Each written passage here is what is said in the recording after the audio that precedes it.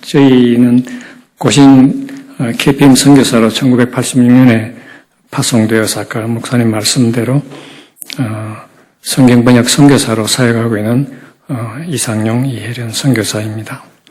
만 38년이 지나 작년 말로 이제 행정적으로는 은퇴 선교사가 되었습니다. 새순교회 말씀 집회에 저희를 불러주셔서 대단히 감사합니다. 저로서는 너무나도 큰 영광입니다. 저희는 그냥 평생 성경 번역만 해온 사람들이라 이렇게 사흘 동안 하는 집회에 설교를 해본 적이 별로 없습니다. 그래서 많이 서툽니다. 양해하시고 말씀을 들어주시면 감사하겠습니다. 저의 말은 억울하고 서툴지만 우리 하나님의 말씀은 영원하고 하나님의 말씀은 변함이 없음을 믿습니다.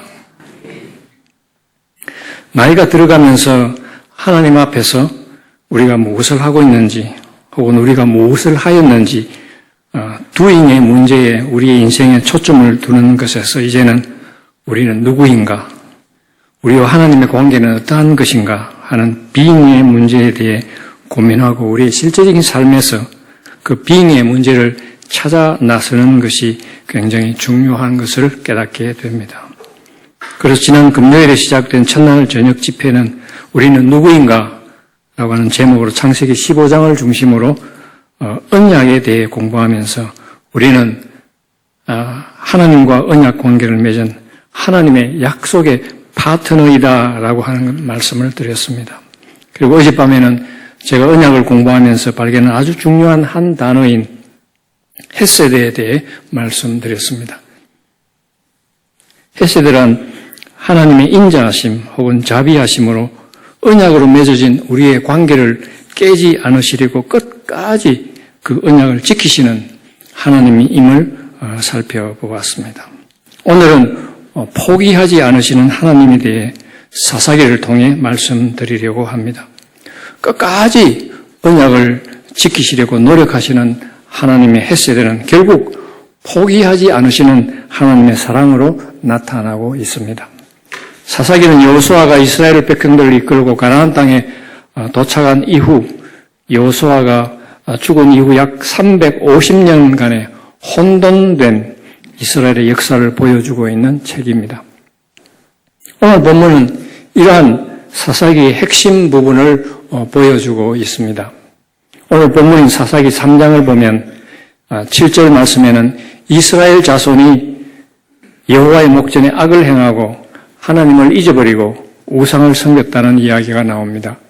그리고 8절에는 이로 인하여서 하나님께서 이스라엘 백성들에게 진노하셔서 이웃 나라에 파셨다는 말씀이 나오고요. 9절 전반부에는 이로 인하여서 어려움에 빠진 이스라엘 자손이 하나님께 부르짖는다는 말씀이 나옵니다. 9절 후반부에는 그러한 이스라엘 백성들의 부르짖음을 들으신 하나님께서 이들을 구원하신다는 말씀입니다. 이 네 가지의 골격, 즉 프레임들은 이스라엘의 전체 역사를 요약할 수 있는 아주 중요한 프레임들입니다. 다시 정리해보면 첫 번째 프레임은 이스라엘 자손이 하나님을 잊어버리고 그래서 우상을 섬긴다는 이야기입니다. 둘째는 하나님께서 이스라엘 백성들을 이웃 열강에 파시거나 혹은 학대를 받게 하신다는 프레임입니다. 셋째 프레임은 이로 인해서 이스라엘 백성들이 막 하나님께 부르짖습니다. 네 번째 프레임은 그러한 이스라엘 백성들이 부르짖음을 들으신 하나님께서 그들을 구원하신다는 말씀입니다. 사사기 안에는 이러한 하나님의 구원의 역사의 네 가지 프레임이 한 사이클이 되어서 이렇게 7차례나 이 사이클이 반복해서 나타나 있습니다. 이 프레임들을 가만히 살펴보면 중요한 것은 그 프레임들 중에서 1번과 3번입니다. 그것은 이스라엘이 하나님을 잊어버린다는 프레임과 이스라엘 백성들이 하나님을 향한 부르짖음에 대한 프레임입니다. 어쩌면 이 두 가지 프레임들이 지난 이스라엘 전체 역사를 움직여왔던 힘이라고 생각합니다. 계속된 이스라엘 백성들이 하나님을 잊어버린 사건들, 아마도 그것만 있었다면 이스라엘의 역사는 오래전에 이미 끝났을 수도 있었을 것입니다. 그러나 이스라엘 백성들의 하나님을 향한 부르짖음은 이스라엘 역사에서 아주 중요한 역할을 하였으며 하나님의 역사를 움직여 나가는 기관차 역할을 했다고 보아집니다. 저는 사사기에 나타난 이 네 가지 프레임들이 한 사이클을 이루면서 돌고 돌아가는 이 이야기를 묵상하면서 이 프레임들 뒤에 있는 하나님의 마음이 무엇일까 하는 생각을 해보았습니다. 하나님을 사랑하는 이스라엘이 하나님을 배반하고 거역함으로 하나님의 징계를 받고 그러면서 그 징계가 너무 힘들어 하나님께 부르짖고 그러면 하나님께서는 그 부르짖는 백성들의 부르짖음이 너무 불쌍해서 그들을 구원해 주시고 이렇게 반복되는 프레임들 그 사이클 뒤에 있는 하나님의 마음이 무엇일까 하는 것이죠. 저는 이 질문에 대한 답을 바로 내는 것보다 제가 선교사로서 사역하는 동안에 동일한 질문을 발견하게 된 것을 여러분들에게 소개해드리면서 하나님의 마음을 찾아보기를 원합니다. 저는 아까 말씀드렸듯이 1986년 고신총회 선교부에서 파송을 받아서 1987년 싱가포르에서 언학 훈련을 받았고 파푸아뉴기니에서 5개월간 선교사들이 현지로 나가기 전에 받아야 하는 현지 적응 훈련을 받은 후 1988년부터 지금까지 네팔에 거주하면서 네팔에 있는 120여 개 소수 부족들 중에 하나인 셀파 부족으로 성경을 번역하는 일을 하고 있습니다. 셀파 사람들이 사는 곳은 세계에서 가장 높은 산인 에베레스트 산의 남쪽 능선을 따라 동서남북으로 약 일주일 정도 되는 거리에 펼쳐져서 살고 있습니다. 20만 명 정도가 사용하고 있는 이 셀파 언어에는 일반적으로 사용되어지고 있는 구어는 있으나 그 말을 기록하는 데 필요한 문자가 없어서 저는 수년에 걸쳐서 셀파 부족어를 적을 수 있는 문자를 개발하였습니다. 셀파 언어에는 모음 6개와 자음 31개가 있습니다. 자음 31개 중에는 여러분들이 잘 들어보지 못하셨던 생소한 발음들이 있는데 저희도 음성학 공부를 할 때 이런 발음도 있구나 그렇게 처음 알게 된 발음들입니다. 슬측음이라고 하는 발음인데 혀 양쪽에서 바람이 새면서 나오는 발음입니다. 사 머리카락 사 그 다음에 사라고 하는 사운드가 있는데 이 발음은 이제 신이라고 하는 뜻입니다. 사 예, 뭐 다른 언어도 끄도 있고 크도 있고 뭐 보도 있고 뭐도 있고 다 있는데 이제 이 두 가지 사운드는 일반 언어에는 잘 나타나지 않는 그런 사운드이죠. 여러분들이 아시는 이야기를 드리면 어떻게 할까요? 티벳의 수도가 어디죠? 라사이죠. 사실은 이제 원어에 가깝게 읽어드리면 라사입니다. 라사가 아니고 그래서 LHSA로 그렇게 쓰는데 신의 땅이라는 뜻입니다. 라, 신, 그 다음에 사, 땅이라는 뜻입니다. 신의 땅. 그래서 라사 이렇게 부를 수가 있습니다. 모음은 아, 이, 우, 에, 오에 6개가 있는데 특별히 어하고 아의 구분이 모호해서 참 애를 먹고 있습니다. 한국말에도 어다르고 아다르다는 말이 있죠. 그 이유는 성조가 있어서 이 성조에 따라서 모음의 변화가 오기 때문입니다. 이제 낮은 성조, 낮은 톤에서 라고 말을 하면은 나라는 뜻입니다. 그럼 이제 이 낮은 톤이기 때문에 약간 좀 길게 느껴져요. 근데 이걸 톤을 올리면은 라고 하는 이제 발음이 나오는데 그러면 다섯이라는 뜻이 돼요. 좀 구분이 되나요? 그래서 이제 높은 성조에서는 조금 짧게 느끼죠. 라고 길게 이야기를 못하니까 하면 좀 짧게 되는 것 같고 그러면 조금 길게 느껴지는 그런 것이 되어져서 이제 하고 아가 이렇게 성조에 따라서 조금 어렵게 생각됩니다. 그래서 지금도 복잡하면 이거 어야 아야라고 현지인들이 자꾸 물어요. 그래서 이제 그 발음을 듣고 이거 어구나 아구나 그렇게 약간 좀 창피한 이야기이긴 하지만 그게 구분하기가 굉장히 좀 어렵습니다. 우리 한글을 만들었던 성삼문이 만주를 일곱 번 다녀왔대요. 그런 이야기를 들으면서 한글이 처음 만들어질 때 집현전 학사들이 참 많이 힘들었겠구나 그런 것을 조금은 이해를 할 수가 있습니다. 당시 한양에서 만주까지 한 달 정도 걸렸대요.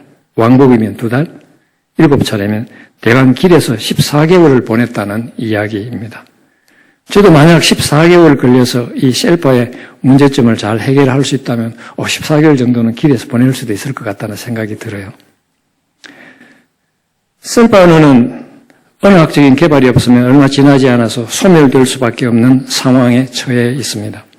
그래서 저희들은 이 언어가 소멸되지 않기 위하여서 노력하고 있으며 특별히 이제 셀파 네팔어 영어 사전이 저희들이 이제 만들고 있는 중에 있습니다. 일제가 한국말 막 이렇게 없애려고 했을 때 한거하여서 우리 선조들이 우리말 사전이라고 하는 걸 처음으로 만들어냈죠. 우리말을 잃어버리지 않으려고 하는 하나의 지대한 노력이었고 결국 우리 선조들은 우리말을 잘 보존하며 지켜냈습니다. 저는 오늘 이 짧은 설교를 통해서 셀파 성경 번역에 대한 정보를 보여드릴 수는 없습니다. 그보다도 더 말씀드리고 싶은 것은 이 셀파 사람들을 향한 하나님의 마음입니다. 처음으로 이 셀파 언어로 성경이 번역되기 시작한 것은 1967년도의 일입니다. 첫 번째 성경 번역 선교사로 파송된 사람은 호주의 룩 질스트라라고 하는 선교사 부부였습니다. 이 호주 선교사가 사역한 지 얼마 지나지 않아 부인이었던 마리 선교사에게 간질병이 나타났습니다. 이로 인해서 이들이 떠나고 결국 나중에 남태평양에 있는 한 섬에서 사역을 하고 성경 번역을 마치신 분들입니다. 그 다음에 이제 미국 선교사 와서 사역을 하다가 그만두게 됐고, 그 다음에 이제 독일 선교사 부부가 나중에 참여하게 되었는데, 네팔 정부에 의해서 선교사라고 하는 신분이 탄로나서 추방당하였습니다. 결국은 추방당한 뒤에 다시 네팔로 돌아오고 싶어서 기다렸지만 결국 돌아올 수 없어서 이제 다른 사역으로 넘어가고 말았습니다. 네 번째로 노르웨이의 닥 웬들 선교사는 사역 중에 지붕에서 떨어져서 하반신 불구가 되었고 마침내는 복부에 생긴 암으로 하나님의 부르심을 받았습니다. 그 다음 파송받은 사람들이 바로 저희 부부입니다.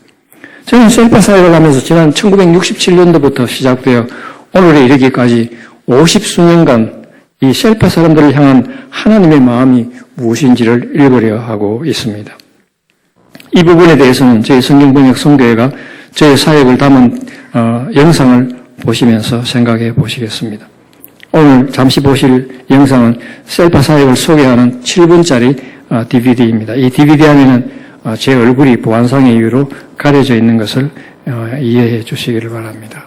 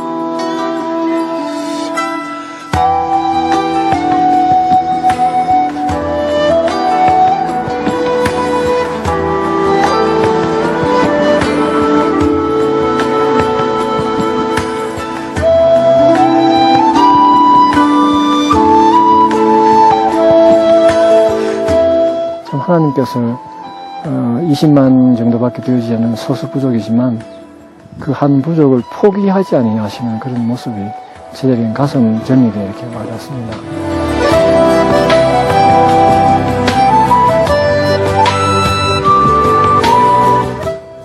1967년도부터 계속해서 한 팀이 또 문제가 생겨서 돌아가면 또 다른 팀, 또 문제가 생기고 또 다른 팀, 또 마지막에는 이제 아파서 혹은 사고로 인하여서 이제 사망하게 되고, 그 이어서 저희들이 오게 되었는데,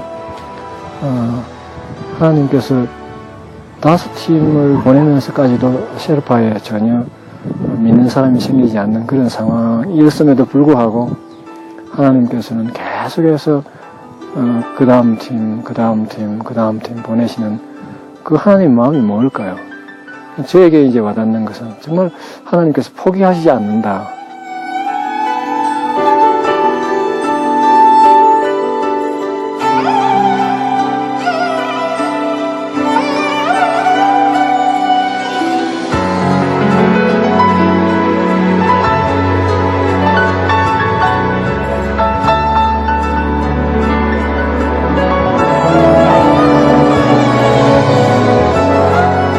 Tok sinum mimelak pain, tara konjok tesimati, tok sinum chasiliam.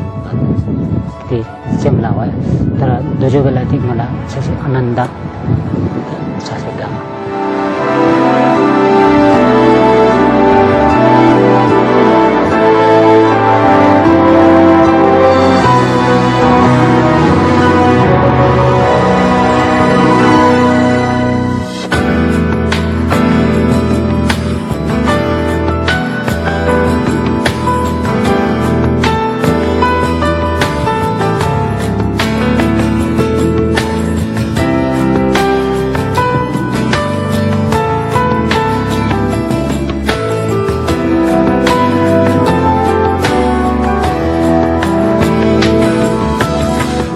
Biasa nak tamanya pala, bukannya di seri fellowship lah wasit mati ngalati, tak kenilang golnya di tak seri tiga gol ni tan seri tamnya nang namarang, konjo sum kepe kitab lah, konjo ki lag thok lah lopo lah ngalati, ekdam zolmu cungsum. Konjo ki sum kepe kitab so, dua thok jasi nasandi, tu gay wai ni, tan konjo ki di kara di kerumulah naga kan, kau di lakannya seorang konjo lah, kara Sherry tamnya so konjo la sum ter toki se to 이 여전히 관적 이루어져 있고요.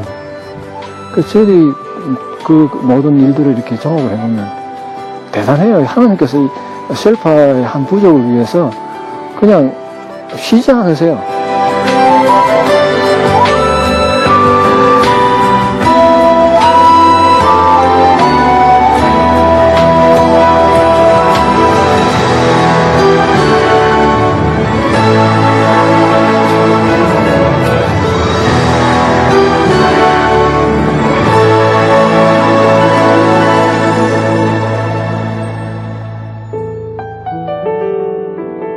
그래서 하나님께서는 한 부족의 복음화를 위해서 정말 쉬지 않고 일하시는구나. 그렇다면은 참 미약한 저희들이 어떻게 그 부족을 위하여서 기도하기를 쉴 수 있고 또 힘들다고 그 부족을 버릴 수 있을 것인가. 그것은 참 이해가 되어지지 않죠. 그래서 그런 부분이 5번째 팀을 보내시는 그 하나님의 마음이 아닐까. 그리고 또 그 하나님의 마음을 읽는 우리의 입장에서는 우리의 태도가 정말 우리는 포기할 수 없다. 그런 마음의 자세들이 이렇게 우리에게 하는 큰 원동력이 되는 것 같습니다.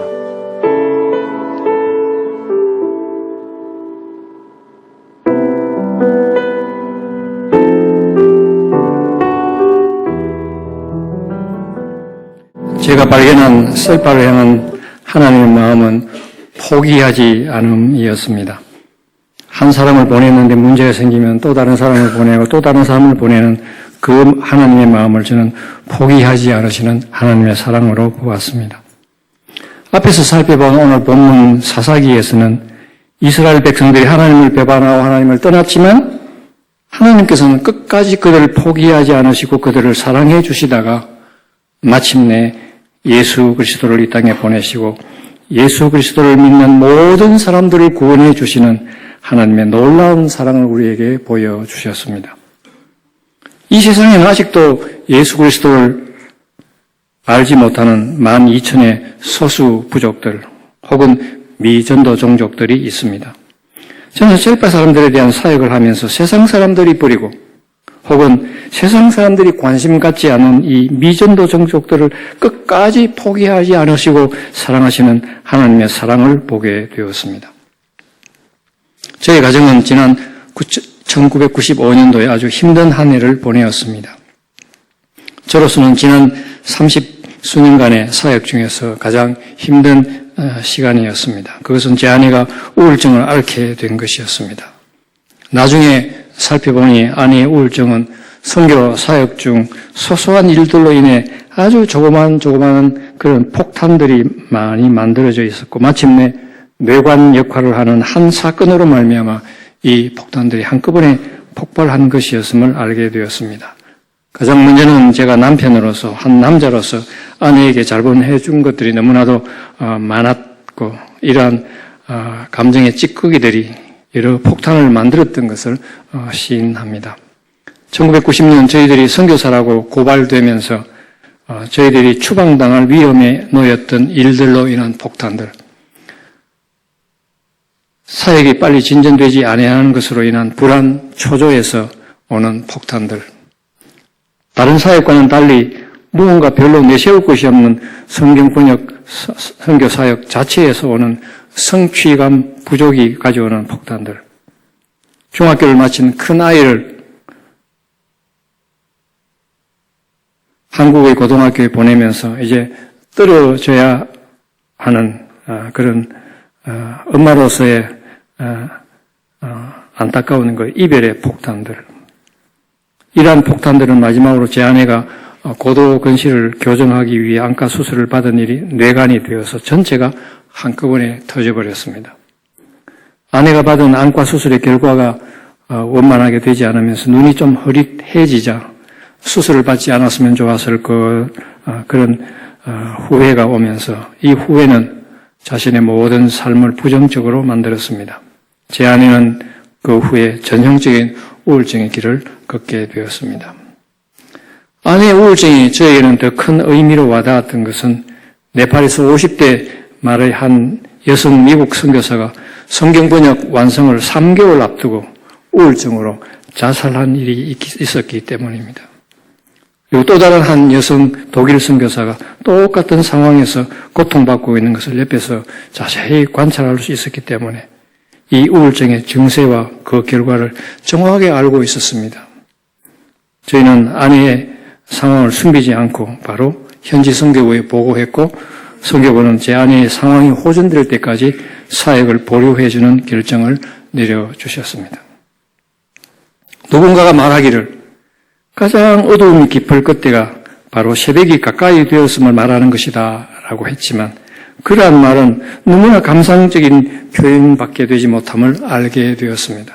너무나도 깊고 너무나도 어두운 밤인데도 새벽은 다가올 생각도 하고 있지 않았습니다. 오히려 밤은 점점 더 깊어갈 뿐이었습니다.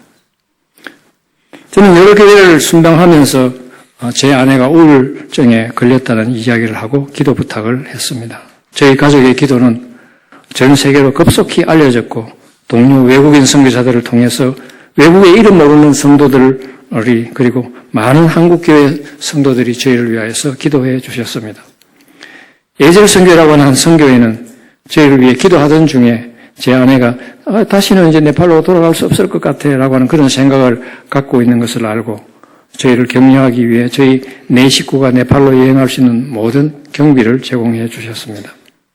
다른 모든 사람들은 다 그들인데 자신만 변했다라고 하는, 그래서 이제 선교지로 돌아갈 수 없다고 생각하던 아내는 네팔에 저희 집에 도착한 뒤 꼬리침에 반기는 개에게서 큰 은혜를 받았다고 나중에 말해 주었습니다.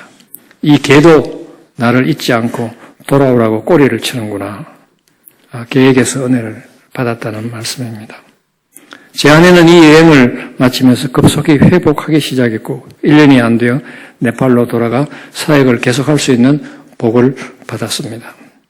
제 아내가 겪었던 이 우울증의 경험은 다른 많은 사람들에게 도움이 되었던 것 같습니다. 우울증을 앓고 있는 어느 한국 부인 선교사와 이야기를 나누는 중에 제 아내가 저도 정말 그때 힘들었어요. 그 한마디에 경주에서 서울로 올라오는 고속버스 5시간에 그 부인 선교는 계속 눈물을 흘리는 것을 보았습니다. 아픔을 가진 자만이 아픈 자를 이해할 수 있는 것을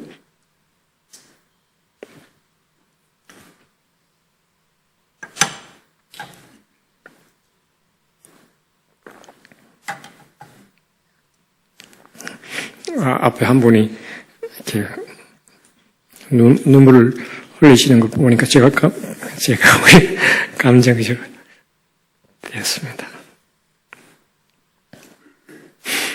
아직도 우울증이라는 병에 대해 잘 모르는 현지 지도자들 부인 가운데서 이런 고통을 겪고 있는 분들이 있습니다.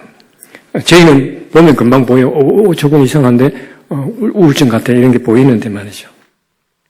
한 번은 한 현지 목회자 부인이 우울증을 앓고 있는 것을 보고는 그 부인에게 당신 정체가 이러하냐라고 물었습니다. 그 부인은 눈물을 왈칵 흘리면서 아무도 몰라주는 내 병을 어떻게 선교사님은 알아주느냐고 얼마나 위로를 받는지요. 그래서 그 남편 목사를 불렀습니다. 당신 부인 상황이 이렇지 그랬더니 이렇지 그랬더니 그럼 이제 당신이 해야 할 일은 이렇다. 당신 부인 외부 사람들 만나지 못하도록 딱 막고 당신이 철저하게 당신 부인을 위로해주고 필요한 것들을 공급해주고 그렇게 하시라고. 그러면서 제 또 아내는 나중에 그런 기억이 안 나는데 나중에 그 부인이 이야기해 주었는데 제 아내가 이제 죽도 끓여서 갖다 주고 그렇게 했대요.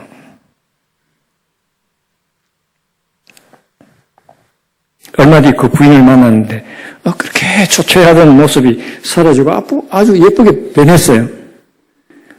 그리고 우리에게 하는 말이 우리 도움으로 인하여서 우울증으로부터 고침을 받고 지금은 자기와 같은 병을 앓고 있는 사람들 도와주는 사역을 하고 있다는 이야기를 들었습니다. 자기가 보니까 보인대요, 사람들이. 그래서 이제 아픈 선교들을 돕고 있다고 그렇게 이야기를 해주었습니다. 얼마 뒤 그 부인은 3년간의 신학 공부를 마치고 여러분들 신학대학 코스 마치고 졸업하는 날 저희들이 방문해서 만났었습니다. 지금은 더 큰 사역을 하고 있는 것 같아요. 아까도 말씀드렸지만 저희는 이 일을 통해서 정말 아파본 사람이 아픈 사람을 알 수 있다는 것을 예수님의 그 중보 사역을 그렇게 경험하게 되었습니다. 일반적으로 저희가 신약 성경을 번역하는 데는 약 한 10년에서 15년 그렇게 걸린다고 생각하고 있고 컴퓨터가 발달하면서 이 시간도 더 많이 줄어들고 있습니다. 하지만 저희 사역은 27년이 걸렸어요. 시간이 그렇게 많이 걸린 것은 우선 네팔이라는 나라가 선교사들에게 비자를 주지 않기 때문에 비자를 받기 위해 다른 일을 할 수밖에 없는 현실적인 문제 때문이었습니다. 그래서 처음 10년간은 성경 번역과 아무 상관이 없는 한국 사람들이 네팔어를 배울 수 있도록 네팔어, 한국어 사전을 편찬하였습니다. 일주일에 2번씩 교수를 찾아가서 만나면서 이야기하고 또 그 결과를 그대로 컴퓨터에 넣고 그 당시에는 컴퓨터에 이제 윈도우가 나오기 전이었어요. 그러니까 네팔어 폰트, 한국어 폰트, 그 다음에 음성어 폰트 이 세 개를 한꺼번에 영어 폰트 4가지를 한꺼번에 칠 수가 없었어요. 그래서 영어 폰트, 네팔어 폰트 프로그램 하나, 한국 폰트, 그 다음에 영어 폰트 하나. 그래서 나중에 그 2개를 합쳐야 되는 그런 식으로 사전을 만들어 나갔습니다.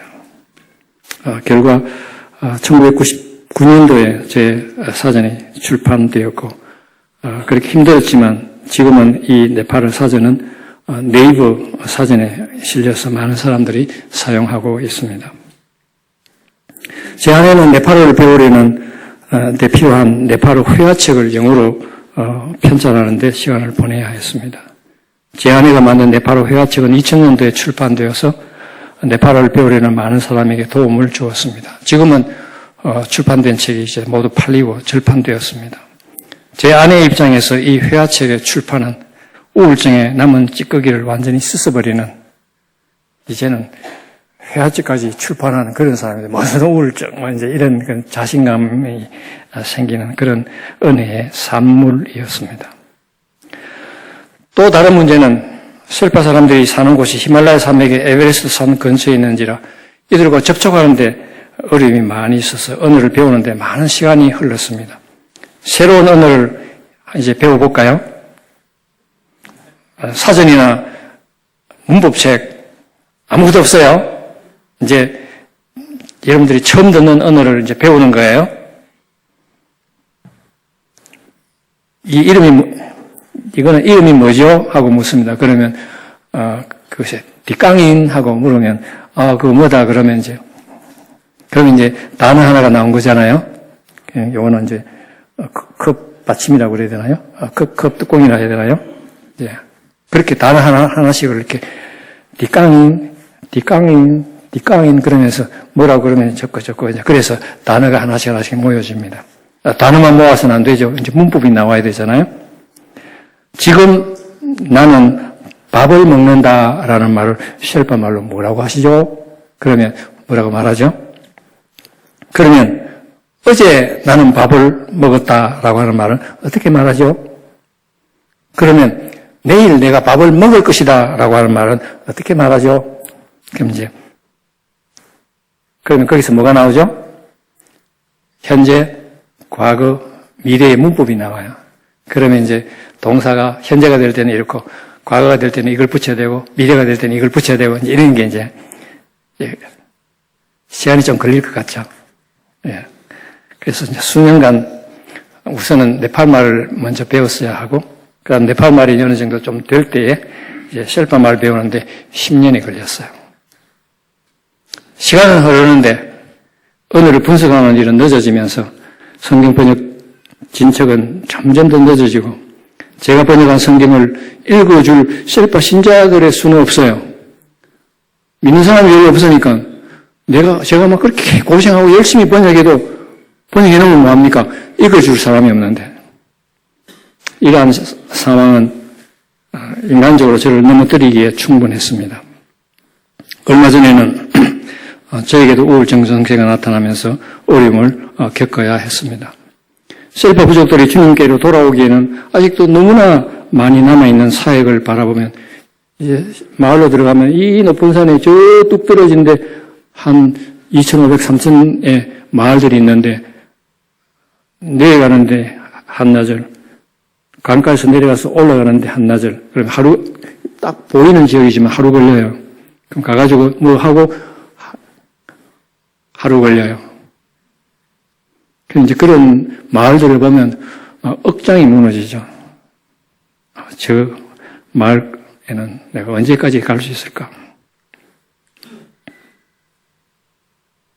한밤중에 자다가도 이런 생각이 미치면 금방 잠이 달아나고 허리 저 뒤편에서 뜨거운 기운이 허리를 타고 올라오면서 얼굴이 벌개지는 그런 경험을 여러 번 합니다. 그러면 그날 밤은 잠은 전혀 잘 수가 없습니다.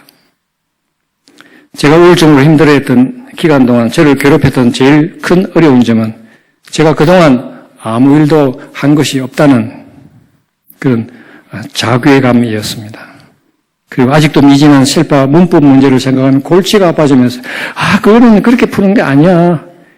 그 현지인과의 관계, 복잡한 관계, 그때 내가 그렇게 말 안 하고 이렇게 말을 했어야 됐었는데 저의 존재가치와 자존감을 완전히 제로로 만들기 위해 바로 옆에 사탄이 딱 붙어서 막 저를 공격하고 있는 것이 보입니다. 그래, 너는 그동안 선교사서 별로 한 게 없잖아. 그래, 맞아. 아무리 셀파 사람들 중 믿는 사람이 한 사람도 없는 가운데 시작했지만 그래도 지난 30년 동안이 걸렸는데 너는 뭘 했어 그동안? 그런 질문들이 저에게 막 쏟아져 나오는 것입니다. 다른 사람은 몰라도 니는 잘 알잖아. 네가 만든 셀파 글자와 문법 안에서 문제가 이런 저런 문제가 아직도 남아있다는 거예요. 이런 자괴감은 저의 자존감을 극도로 낮춰버렸고 저는 잃어버린 자존감으로 인해 큰 마음의 상처를 입었습니다. 이때 제가 힘을 얻을 수 있었던 것은 예수 그리스도셨습니다. 나의 가치가 그렇게도 중요하기에 저를 위해 십자가에 달려 돌아가신 예수 그리스도의 사랑이었습니다. 그것은 포기하지 않으시는 하나님의 사랑이었습니다. 비록 선교사인 제가 자신의 모습에 실망하고 있을지라도 저를 향한 계획을 한치의 오차도 없이 하나님의 그 시간에 하나님의 확정된 그 시간 계획 가운데서 하나도 빠짐없이 착착 진행시켜 오셨던 그리고 또 현재도 진행시켜 나가고 계시는 하나님의 사랑에 포기하지 아니하시는 그런 모습이었습니다. 그렇게 기다리면 결국 끝이 오는가 봅니다. 26년이 지나면서 2014년도에 셀파말로 된 신약 성경이 출판되었습니다. 그동안 병마와 네팔 정부의 압력, 셀파 교회 내분 등이 저희들을 힘들게 해서 저희 사역이 과연 끝날 수 있을까라는 걱정이 되었지만 그런 시간들의 기다림 끝에 모든 것이 끝나게 된 것입니다. 기다림은 고통스럽고 힘든 것입니다. 그러나 그 결과를 생각하면 기다릴 수 있습니다. 모든 것이 잘 되기 때문에 기다리는 것은 아닙니다. 우리의 생각대로 될 수 있다고 생각하기 때문에 기다리는 것도 아닙니다.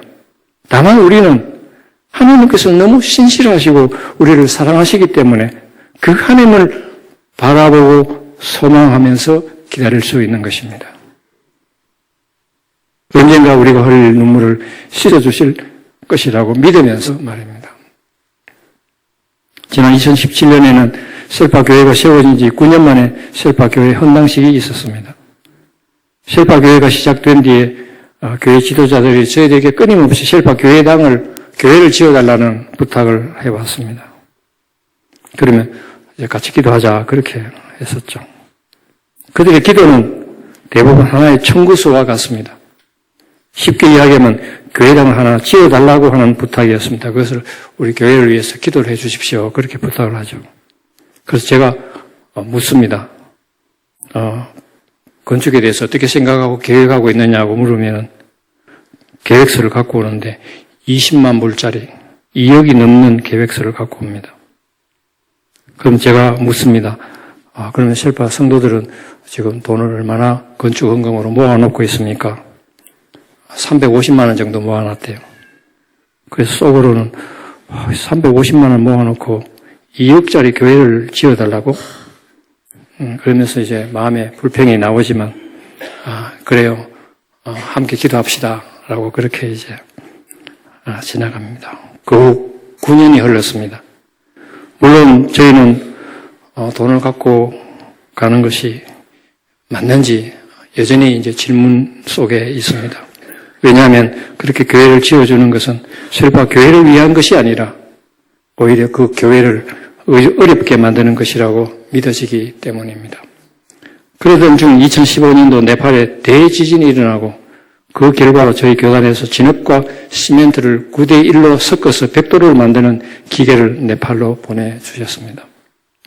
그중 한 대를 셀파 교회에게 주고 성도들이 힘을 모아서 벽돌을 좀 만들어보라고 부탁을 했습니다.